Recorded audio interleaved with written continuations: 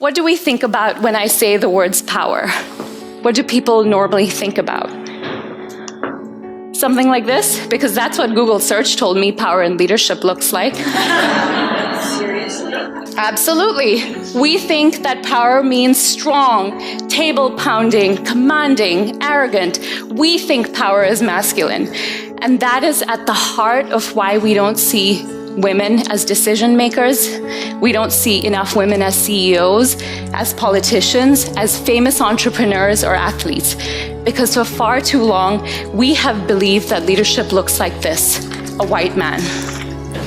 Workplaces and industries need to change to ensure that they support women and understand that the pressures and the way that women have been socialized to be, for example, caregivers is very different from the way men are.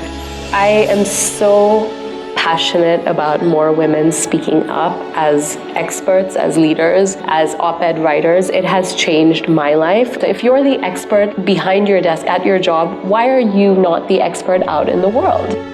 It's really important to learn to adjust and expand and contract, but to always stay true to your values when you're making a commitment. I mentioned this earlier, but we are at a time in our histories where the rhetoric against immigrants is strong and divisive. So I want to ask you, how will you commit to do your part in changing the narrative about immigrants? We need that practice in saying no in a way that feels authentic, and that's going to be different for every woman. We need support and backup, really, and sometimes that backup can come outside the organization. Companies with more women at the top financially outperform their peers by at least 15%. And in the next 10 years, women are going to control 2/3 of all consumer spending. So whether you sell soap or software, you have a 2 in 3 chance of that decision being made by a woman. So why wouldn't you want more people in your team to think like your biggest customers? Makes sense, right? I think this idea that we can do this alone is a very American concept. I don't believe that's true at all. So having a tribe to help you navigate that, I think, is extremely important.